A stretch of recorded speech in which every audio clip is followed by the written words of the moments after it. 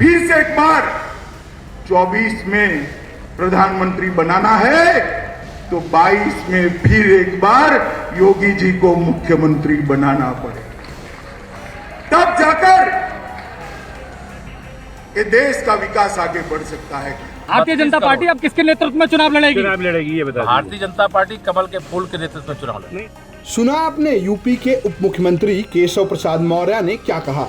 केशव प्रसाद मौर्य कह रहे हैं कि 2022 विधानसभा चुनाव कमल की अगुवाई में लड़ा जाएगा। भारतीय जनता पार्टी अब किसके नेतृत्व में चुनाव लड़ेगी? ये बता। भारतीय जनता पार्टी कमल के फूल के नेतृत्व में चुनाव लड़ेगी। एक मिनट के लिए आप ये सोच रहे होंगे कि इसमें कौन सी नई बात कह दी केशव प्रसाद मौर्य ने, तो चलिए आपको आज से कुछ दिन पहले अमित शाह के दिए बयान को सुनाते हैं, जिसमें उन्होंने ये साफ कर दिया था कि 2022 विधानसभा चुनाव योगी आदित्यनाथ के ही नेतृत्व में लड़ा जाएगा। उन्होंने तो इतना तक कह दिया था कि अगर 2022 में मोदी को लाना है तो 2022 में योगी आदित्यनाथ को जिताना होगा। अगला जो लोकसभा का चुनाव जीतना है 24 में, उसकी नींव डालने का काम उत्तर प्रदेश का 22 का विधानसभा करने वाला है। ये मैं उत्तर प्रदेश की जनता को बताने आया कि मोदी जी को फिर से एक बार 24 में प्रधानमंत्री बनाना है तो 22 में फिर एक बार योगी जी को मुख्यमंत्री बनाना पड़ेगा। तब जाकर ये देश का विकास आगे बढ़ सकता है। जानकारों की माने तो अमित शाह के इस बयान के बाद बीजेपी के अंदर खलबली मच गई, क्योंकि ये जग जाहिर है कि पार्टी के अंदर एक ऐसा खेमा है जो सूबे के मुख्यमंत्री योगी आदित्यनाथ से खुश नहीं है।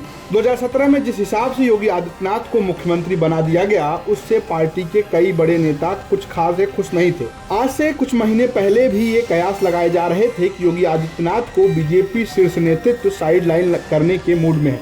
लखनऊ से लेकर दिल्ली तक कई दौड़ की बैठकें हुई और नतीजा ये निकला कि 2022 चुनाव योगी ही लीड करेंगे। ये भी कहा जा रहा है कि योगी और केशव के बीच अनबन चल रही थी। बताया गया कि इस बीच में आरएसएस की मध्यस्थता के बाद सीएम योगी खुद केशव प्रसाद मौर्य से मिलने गए थे, लेकिन पिछले कुछ समय से जैसे केशव प्रसाद मौर्य किसी भी बड़े इवेंट से गायब नजर आ रहे हैं और अमित शाह के कहने के बाद जिस तरह का जवाब उन्होंने दिया है, इससे एक मैसेज तो जरूर जा रहा है कि बीजेपी के अंदर सब कुछ ठीक नहीं चल रहा। हाथरस से राजेश सिंघल के साथ ब्यूरो रिपोर्ट यूपी तक।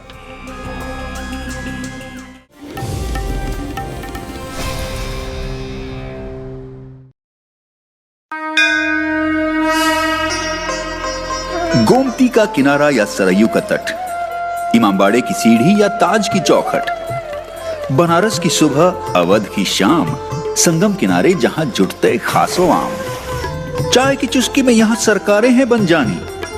भैया ये यूपी है, यहाँ सबई है ज्ञानी। तो खबर चियो कौन हो जानकारी अब ना पाएगी अटक, देखो भैया यूपी तक।